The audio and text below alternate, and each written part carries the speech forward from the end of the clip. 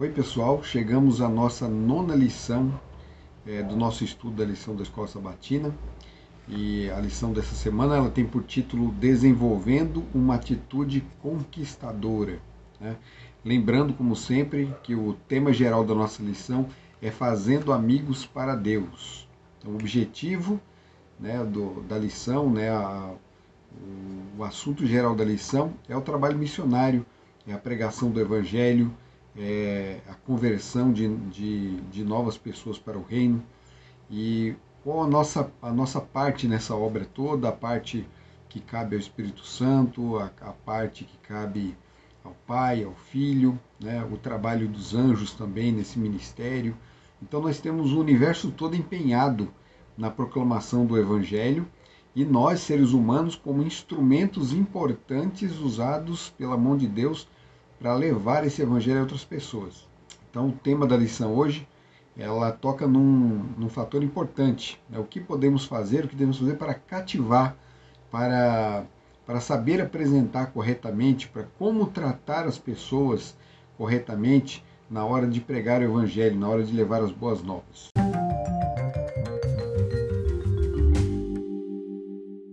Para a gente iniciar nossa discussão dessa semana, eu fiz umas mudanças aqui, né? A gente costuma fazer aqui um comentário de cada tópico da lição, né? Semanalmente são 5 tópicos, e eu fiz diferente dessa vez. Então eu peguei os 3 primeiros tópicos e resumi tudo em um tópico só, e depois os outros 2 últimos num segundo tópico. Então nós vamos ter apenas 2 tratando da lição de uma forma geral, certo? Acho que vai ficar mais fácil para a gente compreender bem, para extrair bem aqui os conceitos apresentados pela lição, certo? Então, o tema da lição ele se baseia no que está escrito em 1 de Pedro, capítulo 3, 15 a 16.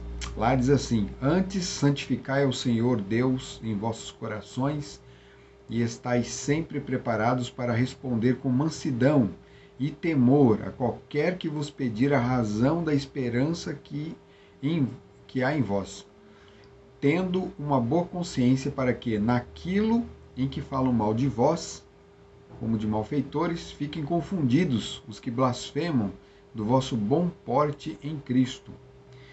Veja, o texto ele está falando de termos um bom porte em Cristo.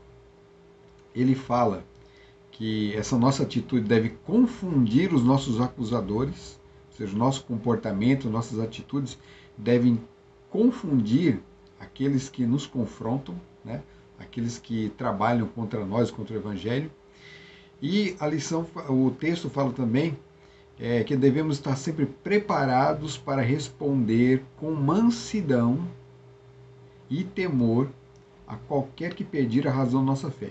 Responder com mansidão e temor. Então, é em volta desse assunto que a lição vai girar, né? Então, nós vamos aprender de novo, né? Assim como estudamos na lição passada, os métodos de Cristo, que são os melhores métodos, né? Como é que Jesus trabalhou, como é que Jesus alcançava as pessoas, como ele apresentava o Evangelho. Nós temos aqui na lição 3 episódios, né? 3 eventos, né, 3 momentos da história de Jesus, onde Jesus, né, a Bíblia inteira, o Novo Testamento ali, os Evangelhos, são repletos de exemplos, né, de como Jesus abordava as pessoas, né? Mas nós vamos usar apenas 3 aqui para a gente poder desenvolver o nosso pensamento aqui. Mas todo exemplo que você encontrar na Bíblia é apropriado, né, vindo de Cristo. Então vamos lá.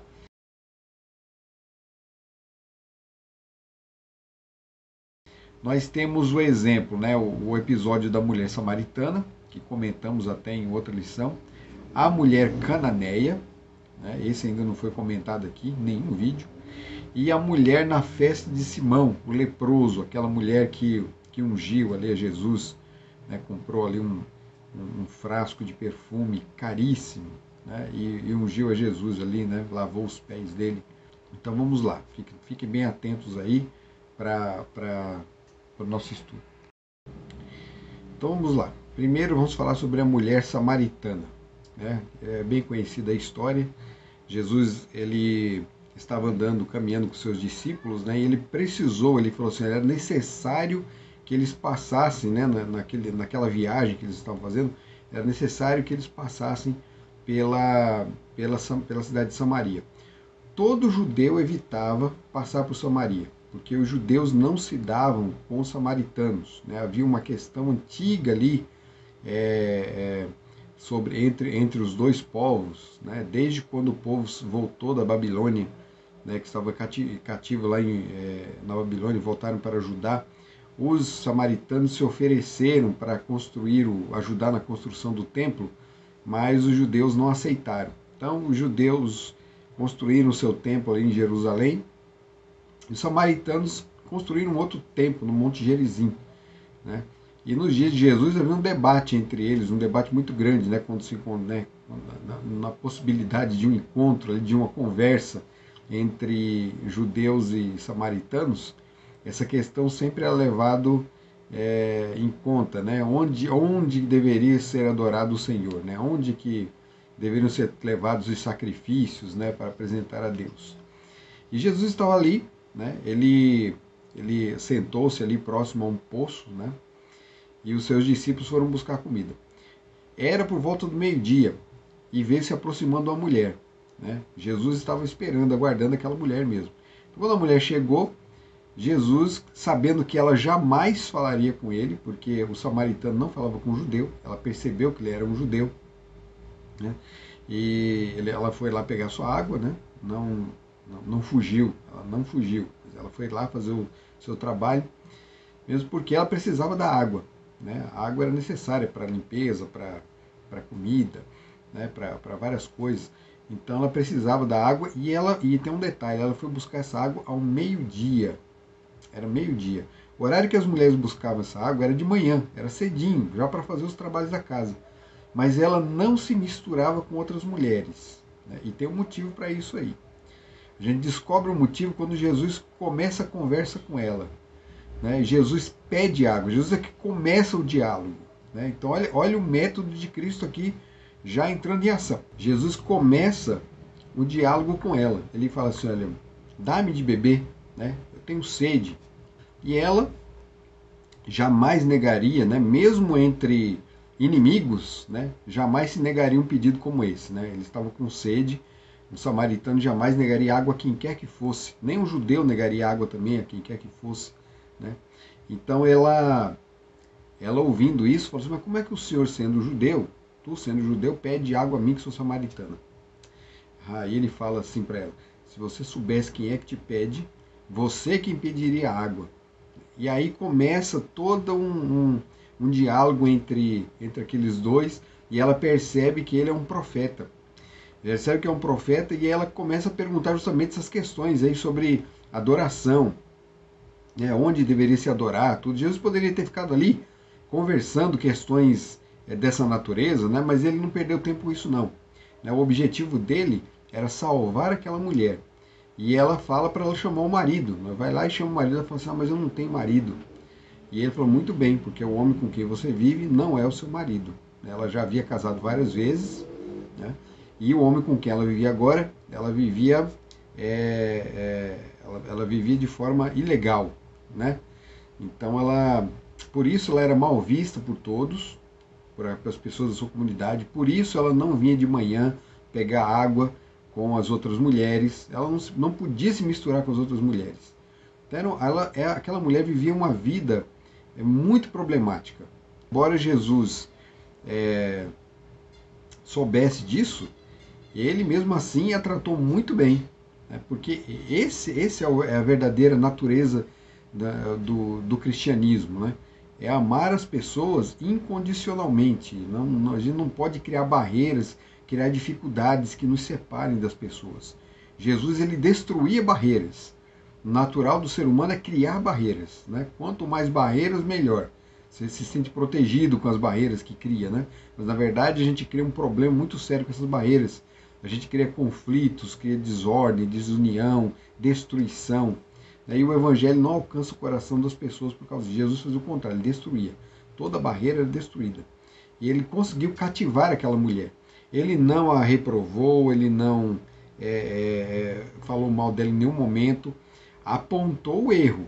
Ele apontou o erro. Isso é um detalhe que a gente vai ver no final, né? A nossa mensagem de amor não quer dizer que a gente também tem que passar, né, cobrir as coisas com um pano ali, né, ficar tapando as coisas, tapando o sol com a peneira. A gente não pode fazer isso aí. O erro, ele tem que ser revelado, tem que ser mostrado. Nós temos que fazer as pessoas enxergarem a sua situação e a necessidade que ela tem de Cristo. Mas tudo isso com amor, com muito cuidado, com carinho, né, sem desprezo. Nós não podemos, né, como eu já disse, criar esse tipo de barreira e de situação, porque em vez de ajudar, a gente acaba derrubando a pessoa, piorando a situação da pessoa. Então, esse é um episódio, né? Jesus tratou essa mulher muito bem, e lá em João, capítulo 4, 13 e 14, Jesus fala assim, no início do diálogo de Jesus com aquela mulher, ele procurou apresentar para ela o que de melhor havia, o que ele tinha de melhor, né? E a gente encontra isso lá em João 4, 13 e 14. Jesus respondeu e disse, qualquer que beber desta água tornará a ter sede, mas aquele que beber da água que eu lhe der nunca terá sede, porque a água que eu lhe der se fará nele uma fonte de água que salte para a vida eterna. O objetivo de Jesus sempre foi a salvação daquela mulher. A segunda história é a história da mulher cananeia. Muitos conhecem, mas quando a gente fala mulher cananeia, ninguém lembra. Por que mulher cananeia? Isso é um dado interessante. Muitas mulheres são citadas no Novo Testamento, mas não é dito o nome delas, né? É o caso das 3 histórias que nós vamos contar aqui. No texto não aparece o nome. Então nós temos a mulher samaritana, a gente chama de mulher samaritana, aqui é a mulher cananeia. Jesus, ele nas suas andanças, nas suas caminhadas, ele se aproximou ali de cidades pagãs, né? Cidades da região de Canaã, né? Cananeus, porque eram povos ali de Canaã, desde a época que Canaã foi tomada ali pelo povo judeu, né? Muitos povos cananeus continuaram ali vivendo da forma como viviam nos seus dias. Mas havia uma interação entre esses povos, mesmo pagãos, com o povo judeu. Eles conheciam, né? E ainda que o povo judeu fosse assim meio travado ali, não estava muito disposto a evangelizar o mundo da sua época, eles deixavam tudo ali murado, né, a verdade deles ali fechada entre eles eram um povo eleito e só eles e acabou. Então eles não se preocupavam muito com as outras nações, mas a fama, as histórias, a parte, fragmentos da verdade alcançavam essas pessoas. Então eles tinham um certo conhecimento do que acontecia, das esperanças que os judeus tinham, né, o que eles aguardavam. E o Messias era uma dessas, né? Essa mulher, havia uma mulher ali, né, nessa região visitada por Jesus e seus discípulos, que quando soube que Jesus estava ali, correu para pedir socorro. Ou seja, a fama de Jesus já havia chegado lá. Antes que Jesus chegasse, a fama dele já havia chegado lá. Essa mulher correu porque ela tinha uma filha endemoniada, né? E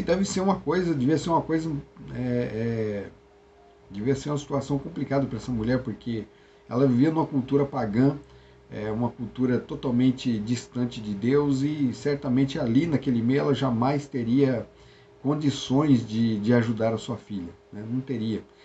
Na verdade, a situação só tenderia a piorar. Mas ela corre até Jesus, e quando chega até ele, aí acontece o inesperado, né? O que muita gente usa até essa passagem para criticar Jesus pelo que ele fez, mas isso é tudo falta de compreensão, né? Vamos analisar direitinho o que acontece quando essa mulher chega lá. A mulher fala da filha, fala que tem uma filha endemoniada e pede para que Jesus a cure. Ou seja, ela acredita, ela ouviu falar da fama de Jesus, que ele curava, expulsava demônios, e ele seria a solução para o problema dela. Ela entendia melhor do que os judeus, do que a maioria dos judeus que não haviam aceitado Jesus ainda. As lideranças judaicas, por exemplo, não haviam aceitado Jesus, né, como Messias. Essa mulher já tinha, né, o pouco de luz que ela tinha, ela já começou a lhe absorver e viver. Mas Jesus ignora a mulher. Ignora. não fala nada. Mas ela insiste com ele. E ele fala assim para ela assim, olha, eu vim para a minha casa, né? O Filho do Homem veio para os seus, né? O Jesus, o Messias, o prometido, veio para a nação que recebeu a promessa, não para os pagãos, né? Jesus, de certa forma, tratou a mulher como os judeus tratavam. Ele fez, né? Ele assumiu ali o papel, né, do judeu comum, né, das lideranças comuns ali do judaísmo. E ele tinha um propósito com isso, mostrar como que esse tipo de atitude é maléfico, né? Os discípulos ali perceberam, ficaram ali olhando ali a atitude de Jesus e perceberam isso.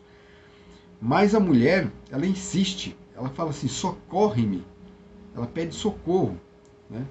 E Jesus, mais uma vez, declara que ela não pode participar da mesa ali com os, né? Ele trouxe o pão para os seus, não pode participar da mesa com eles ali, né? Ele veio trazer as bênçãos, os benefícios para o seu povo, e não para outra nação.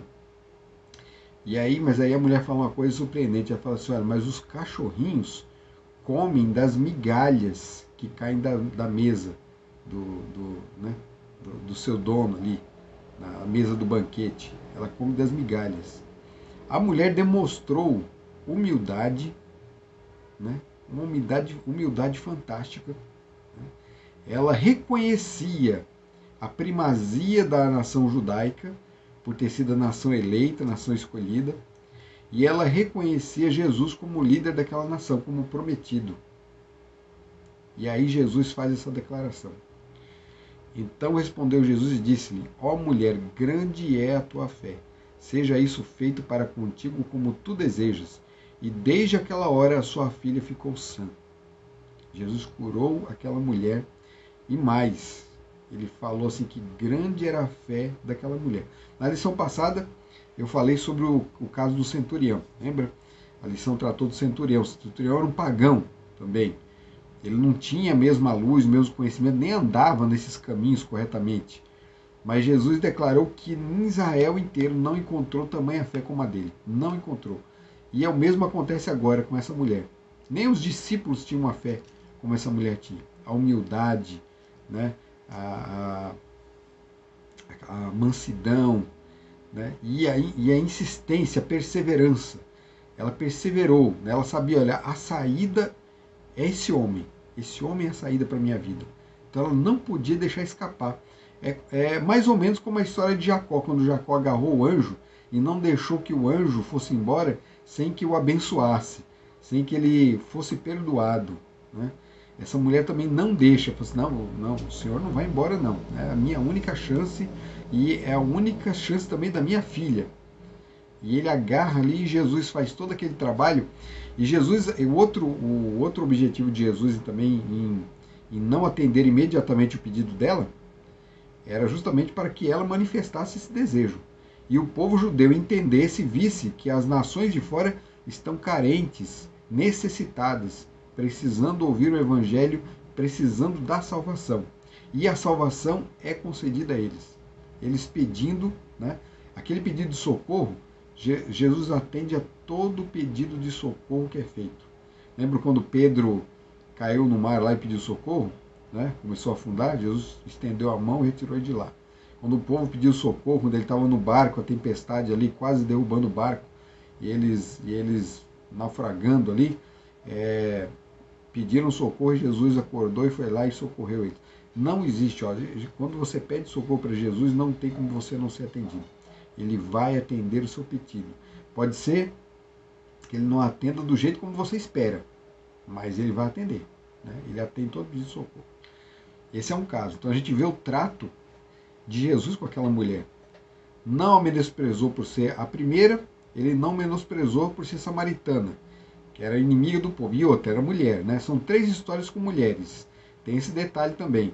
No período, né, em que Jesus esteve aqui na Terra, existia um preconceito muito grande em relação à mulher. A mulher era deixada de lado nos negócios, nas atividades, nas decisões, né, no governo da cidade. Poucas mulheres aparecem na Bíblia toda desempenhando um papel importante assim. Poucas, né? E por preconceito, né? Não porque a lei de Deus, a palavra de Deus ordenasse esse tipo de coisa. Não, era o costume daquele povo e um costume copiado também. As outras nações também agiam da mesma forma. Então a mulher não tinha vez. E Jesus ele quebra isso aí também. Ele vai quebrando esse tipo de barreira. Ele vai até a mulher, né, já que ela não pode ir até ele vai até a mulher. Agora ele vai atrás de uma mulher pagã. Ele vai até uma mulher pagã. Ele ajuda duas mulheres, porque é a mãe e a filha. Né? A mulher pede socorro para que a filha seja auxiliada. Então, é uma outra barreira que ele quebra. Jesus não vão confundir isso com feminismo. Né? Jesus não é feminista, nem é machista. Esses ismos todos não pertencem a Jesus. Na verdade, esses ismos todos pertencem a outra criatura, porque eles causam muito mais mal no planeta do que bem. Muito mais mal do que bem. Então, ó, Jesus é uma pessoa coerente, né? É Deus encarnado, com toda a sua sabedoria, pela instrução do Espírito Santo, ele sempre aponta a direção certa, a direção correta para soluções de qualquer tipo de problema. Né? E ali ele começou, né, um trabalho para mover, para acabar com isso tudo aí. Então nós temos que estar atentos a esses métodos de Jesus. A gente tem que prestar muita atenção nos detalhes para a gente poder agir da mesma forma que ele agia. Né? A nossa terceira história é a mulher na festa de Simão leproso. Essa mulher não era samaritana, ela não era pagã, ela era da nação judaica, era uma judia, então era do povo, mas era uma mulher desprezada também, né? Uma mulher pecadora. A lição, o texto, não fala exatamente quem ela é naquele momento, então muitos chamam de Maria de Betânia, porque a história acontece em Betânia. Muitos entendem que Maria de Betânia é a mesma Maria Madalena. O fato é que a gente tem que estudar muito para poder dizer quem é aquela mulher ali, quem é exatamente, se é a Maria, a irmã de Lázaro, né? Mas isso não é tão importante aqui nesse momento. O importante é que aquela mulher, né, não é dito nem o nome dela, mulher pecadora, ela entra numa festa, né, e Jesus está ali presente, ela aproveitou aquele momento, aquela ocasião que Jesus estava ali, e ela encontrou uma forma de agradecer a Jesus tudo aquilo que ele fez por ela, porque ela foi perdoada pelos seus pecados, né? A gente, quando vê a história dela se repetindo em outros evangelhos, mais detalhes aparecem. E ela foi uma mulher que teve muitos pecados perdoados, né? Por causa do tipo de vida que ela tinha. E aquele homem que estava dando a festa também foi perdoado. O leproso, ele tinha sido curado por Jesus. Ele deu a festa, convidou Jesus ali, mas havia ainda no sentimento, ele não foi curado da lepra, mas o seu coração ainda urdia ali problemas sérios, né? E Jesus estava ali naquela festa, e a mulher vem e quebra um frasco de perfume e coloca e derrama aquele perfume sobre a cabeça de Jesus. E ela é imediatamente criticada, né? Imediatamente criticada. Um dos críticos, Judas, né? Judas fala assim, por que essa mulher está fazendo isso? Esse vidro é caríssimo. Né? Era o dinheiro de um ano de trabalho. Né? Era o valor de um ano de trabalho. Ele falou, a gente poderia vender isso aí e dar aos pobres. Né? Jesus conhecia o coração do seu discípulo e sabia que o interesse dele não era esse. Né? O interesse dele era ficar com dinheiro. Ele pensou, esse dinheiro vai beneficiar a mim, né? Pode até ter pensado que a nós todos, mas o interesse principal era ele. Ele pensou no ganho, no lucro de se trabalhar para Jesus ali. Infelizmente acontece muito hoje com muitos líderes aí cristãos, né, espalhados aí pelo mundo afora. Mas a atitude dessa mulher foi tão nobre que Jesus a elogiou. Ele falou assim, não critiquem, deixa a mulher em paz. Deixa ela em paz. Olha, eu entrei aqui, não recebi o ósculo santo, eu não fui, não houve nenhuma honra, nenhuma, né? Só simplesmente me aceitaram aqui na festa aqui. Mas essa mulher, ela entrou e ela me ungiu, né? Ela ungiu porque estava há 2 dias da Páscoa. Jesus, na verdade, a morte de Jesus, eles estavam ali festejando tudo, mas eles não tinham essa noção, né? A morte de Jesus estava próxima. E aquela mulher, sem saber, né, derramou o bálsamo sobre o corpo, né, o perfume sobre o corpo de Jesus, preparando para a sua sepultura. Ele elogiou essa mulher lá em Marcos capítulo 14, 6 a 9, ele declara o seguinte: Jesus, porém, disse: deixai-a, por que a molestais? Ela fez-me uma boa obra, porque sempre tendes os pobres convosco, e podeis fazer-lhes o bem quando quiserdes, mas a mim nem sempre me tendes. Esta fez o que podia, antecipou-se a ungir o meu corpo para a sepultura. Em verdade vos digo que, em todas as partes do mundo onde este evangelho for pregado, também o que ela fez será contado para a sua memória. Né? Então, Judas ele disse que era para o bem dos pobres. Não, os pobres vocês vão sempre ter aí. A mim não, vocês não vão me ter o tempo todo. Jesus sabia que ele ia morrer e depois da morte ele ressuscitaria e ia embora para o céu. Né? Não é nem a morte que separaria Jesus daqueles homens fisicamente, mas a sua ascensão ao céu. Agora, os pobres vão estar aí a vida toda, vocês vão ter muitas oportunidades de ajudar os pobres, mas a mim não. Então o que ela fez foi uma grande obra. Né? Jesus em nenhum momento discriminou a mulher, em nenhum momento a tratou mal, mas elogiou a sua atitude. Né? Elogiou a atitude dela, o sentimento, né? o anseio dela.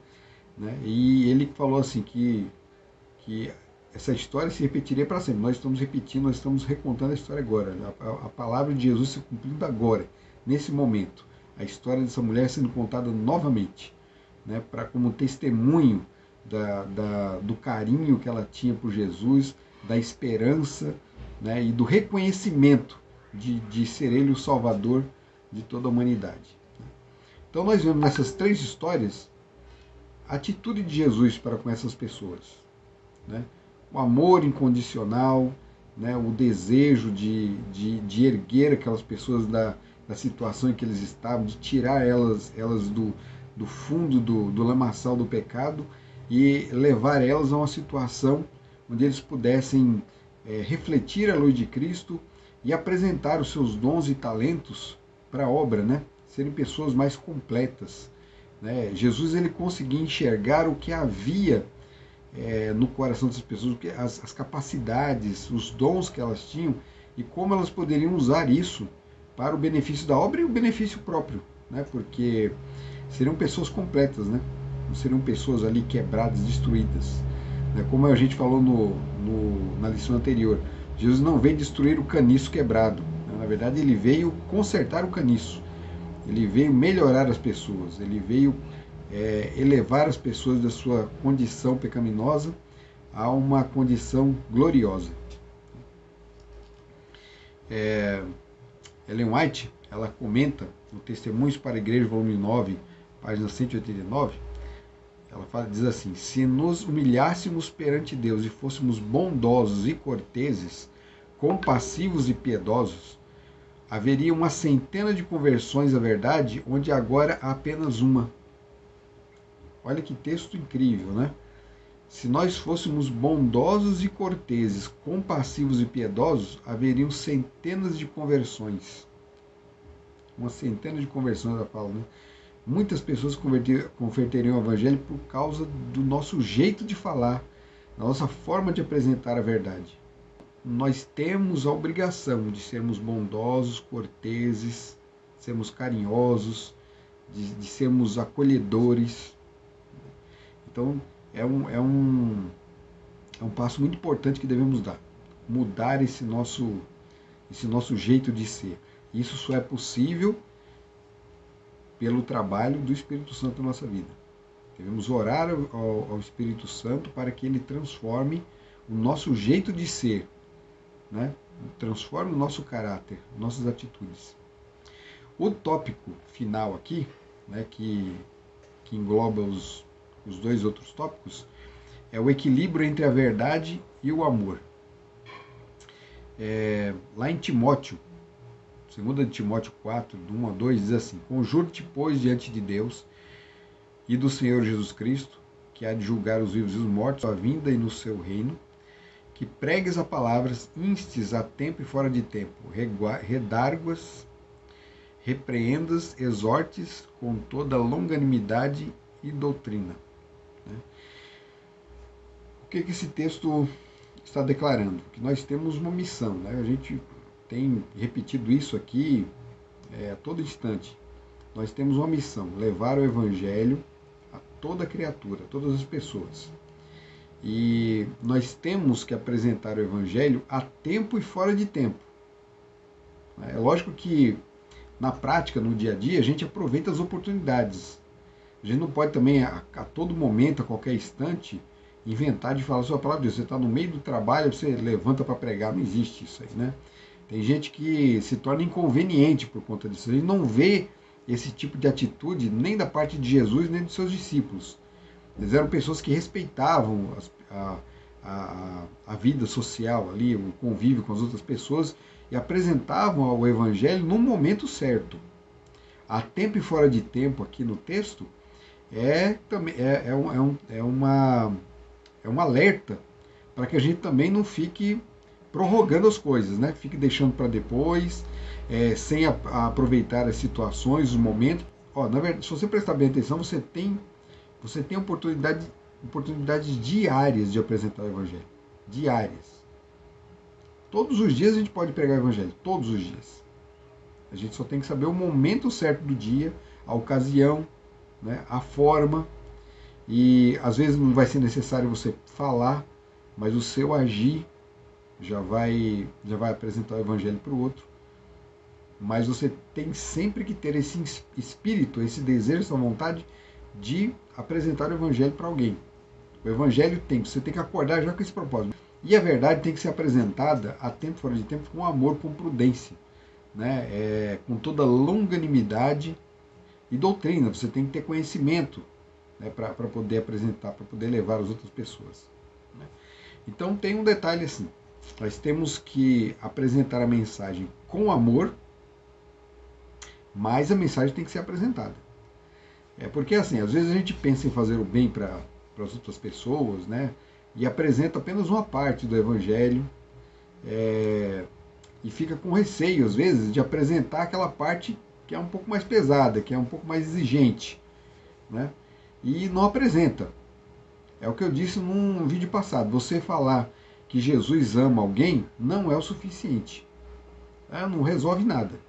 É muito bonito dizer que Jesus ama, Jesus te ama, Deus é amor e tal, Jesus morreu por você, mas a pessoa não sabe nem por que ela morreu. Ela morreu por mim por quê? O que tinha que acontecer? Por que ela veio fazer isso por mim? Né? A pessoa não sabe, então você não está apresentando o Evangelho completo para ela. Você não vai apresentar de uma vez, você vai apresentar por etapas, mas desde a primeira etapa a coisa tem que ser clara e evidente. É o Evangelho com amor, mas juntamente com a doutrina, com o peso doutrinário ali, né? Jesus, por exemplo, quando salvou a mulher lá de ser apedrejada, e ele perguntou: onde estão aqueles que te condenam? Eu falei: não foram todos embora. Pois é, nem eu te condeno, eu também não condeno você. Então ela sabia quem estava diante dela. E ela sabia que quando ele diz assim, que nem eu te condeno, significa que ela estava perdoada. Ela se sentiu perdoada, se sentiu aliviada dos seus fardos ali, do peso que ela carregava. Ela sentiu alívio. Só que aí ele declara: vai, mas não peques mais.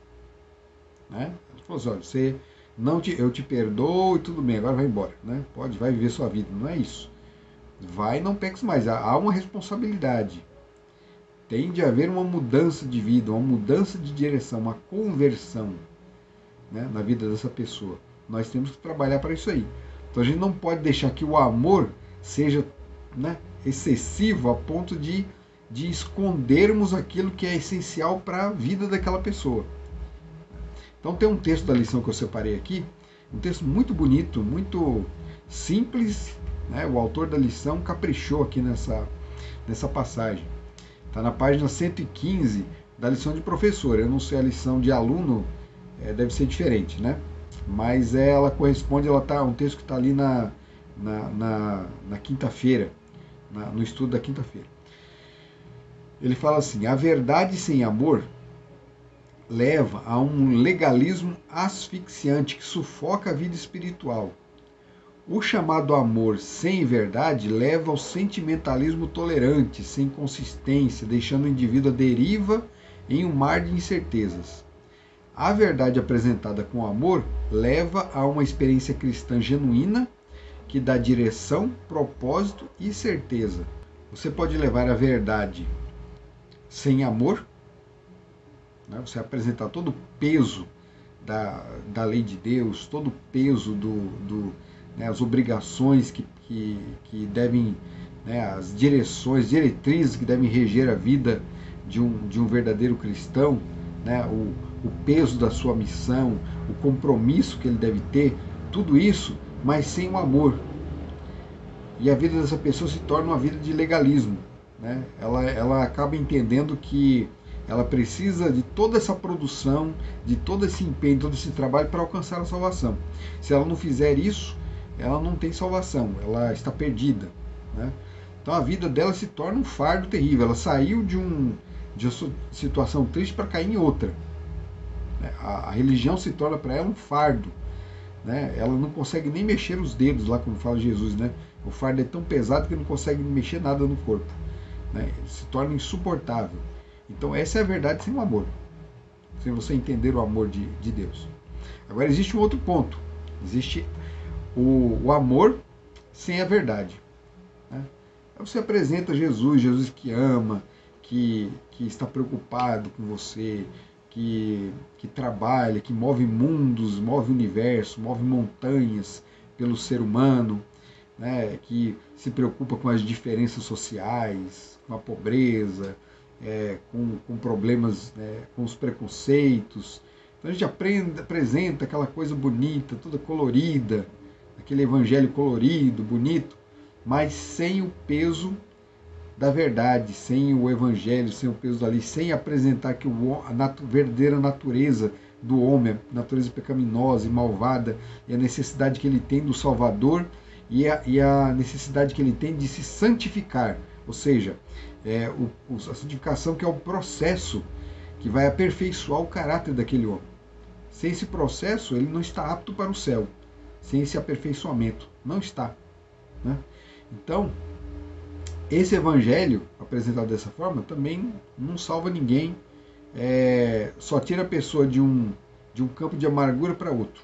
E ele ainda fica com a ilusão de que está fazendo certo, de que está vivendo de acordo com a palavra de Deus, né? Tanto no caso como no outro, mas nenhum dos dois casos estão, né? E em vez de trazer vitória, tanto um caminho como o outro traz ruína.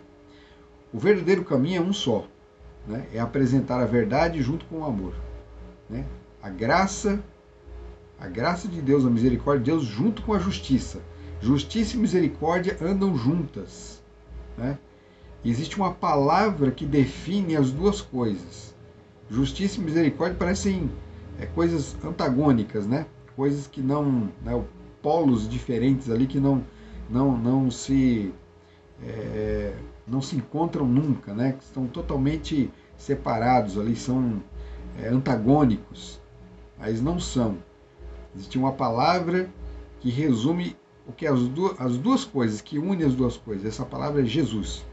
Jesus, ele é o amor, ele é a misericórdia, ele é a justiça, ele é o juízo, ele é tudo isso. Jesus, ele é o cordeiro e Jesus, ele é o leão, né? As duas coisas numa só.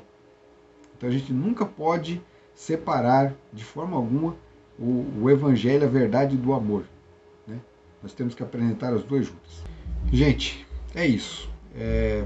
Nós aprendemos na lição dessa semana como Jesus tratava as pessoas e como nós, seguindo o seu exemplo, devemos tratar, devemos agir. Os exemplos são vários, são muitos, né? Então eu queria convidar você a colocar aí nos comentários do nosso canal, né, do nosso vídeo, o que você acha, né? Que formas, né?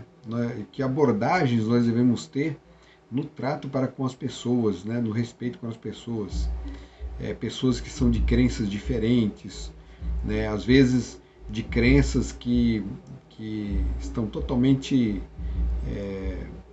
são totalmente diferentes do cristianismo. De repente você tem um amigo islâmico, ou você tem alguém que seja de alguma cultura politeísta, né? Existe politeísmo ainda hoje em dia, né? A adoração de outras divindades. Como você apresentaria o evangelho para essas pessoas? Porque o evangelho precisa alcançá-las, né?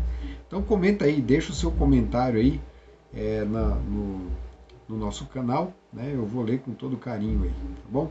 E não se esqueça de se inscrever, de clicar no sininho e compartilhar esse vídeo com outras pessoas. Então, gente, é isso aí. Até o próximo estudo. Tchau.